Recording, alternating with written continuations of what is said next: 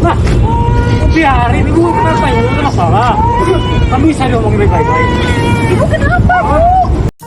Hai, aku Sylvia Lim. Selamat datang di channel YouTubeku.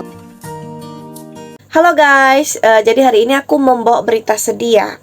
Jadi di TikTok ini lagi viral berita seorang ibu yang mengalami baby blues ingin melemparkan bayinya ke rel kereta api. Nah, banyak banget yang captionnya itu tentang baby blues, baby blues, baby blues. Jadi di video ini aku bakal terangin secara singkat apa itu baby blues. Apakah benar baby blues bisa membuat sang ibu sampai ingin melempar bayinya ke rel kereta api?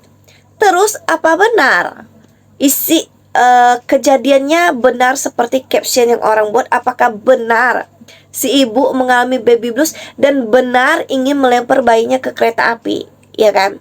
Karena enggak semua hal walaupun itu viral pasti 100% bisa aja kita ada sedikit kesalahpahaman yang terjadi gitu ya, karena melihat videonya seperti itu.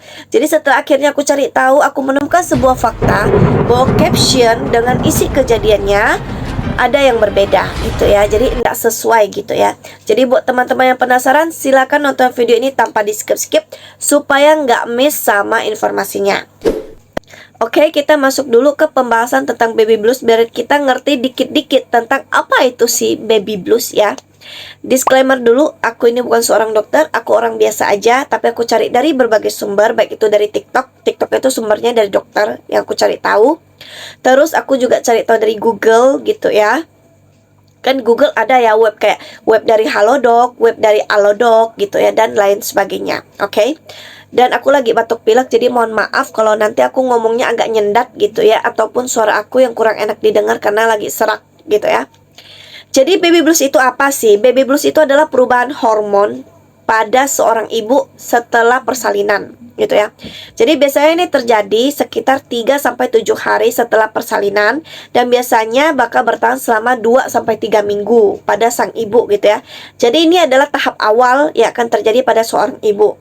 Dan baby blues ini mempengaruhi perubahan emosional. Jadi sang ibu bisa menjadi cepat marah, terus cepat sedih gitu ya, tiba-tiba sedih gitu, tiba-tiba nangis tanpa alasan yang jelas, terus merasa sulit tidur, merasa cemas kayak kayaknya aku bukan ibu yang baik deh, kayaknya aku nggak bisa ngerawat anak aku dengan baik deh, aduh kasihan anak aku, seperti itulah ya.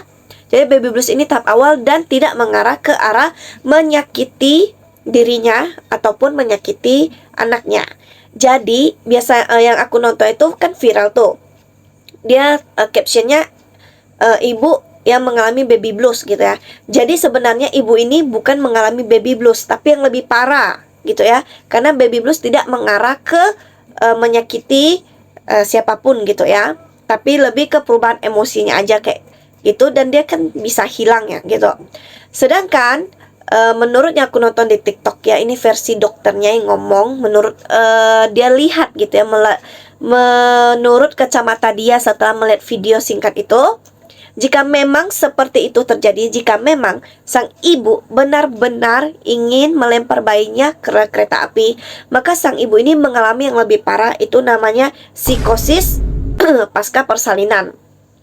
Dia mengalami hal yang sama seperti baby blues, ada perubahan emosional, perubahan emosi di diri dia, plus ditambah yang lebih parah, dia bisa mengalami yang namanya halusinasi gitu ya. Dan dia juga mengalami kebingungan gitu ya. Kebingungannya itu yang parah.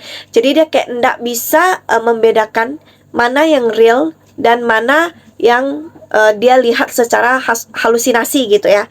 Jadi karena dia halusinasi, dia kayak merasa bisa melihat ataupun mendengar sesuatu hal yang tidak nyata gitu, dan dia bisa mempercayai sesuatu hal yang tidak masuk akal, dan itu bisa mempengaruhi untuk menyakiti dirinya maupun anaknya gitu ya. Jadi jika memang seperti itu, maka ibu ini mengalami yang namanya psikosis pasca persalinan atau depresi pasca persalinan seperti itu. Jadi memang hal ini tuh bahaya banget gitu ya. Jadi sebenarnya pada saat kita ingin memiliki seorang anak, sebab kita itu harus punya ilmunya dulu, teorinya. Memang sih kadang ilmu sama pas praktek tuh agak beda-beda gitu ya. Tapi setidaknya kita tuh kayak udah menyiapkan diri kita gitu. Kita udah ada teorinya gitu ya. Kita udah ada ilmunya gitu. Jadi kayak kita tuh nggak kejut gitu. Waktu anak ini lahir dan kebingungan gimana cara ngurusnya seperti itu. Itu langkah pertama yang baik untuk diri kita ya. Jadi diri kita sendiri harus cari tahu nih. Kedua, kita itu harus berusaha gitu ya.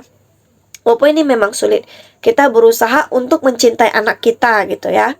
Karena memang ada beberapa hal yang bisa, kayak enggak semua ibu yang habis melahirkan tuh pasti mencintai anaknya. Enggak ya, ada juga yang habis melahirkan tuh jadi dia kayak enggak bisa menjalin hubungan kontak dengan anaknya, kayak benci gitu sama anaknya. Ada ya, ada hal seperti itu.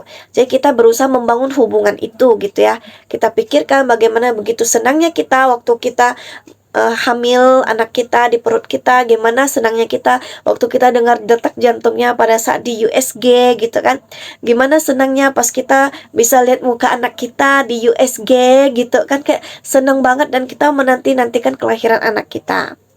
Terus yang kedua itu kan faktor internal ya. Jadi kita tuh kayak ada berusaha untuk melawan hal itu, walaupun sulit gitu ya, walaupun sulit, ini memang sulit gitu karena ini kan perubahan hormon ya, sesuatu yang terjadi di dalam diri kita tanpa kemauan kita gitu kan ndak mungkin kan kok kita udah berusaha setengah mati gitu, ngandungnya aja udah sakit gitu kan, apalagi ditambah melahirkannya gitu ya, pasti sakit gitu ya, pasti kita berjuang. Tapi ada ibu yang memang tidak sekuat itu ya. Jadi sebagai sesama seorang ibu, kita harusnya saling support ya. Oke, yang kedua itu adalah faktor eksternalnya. Jadi ibu yang baru melahirkan itu memang rentan depresi, rentan stres ya gitu ya. Karena pertama perubahannya tuh berubah 180 derajat gitu ya.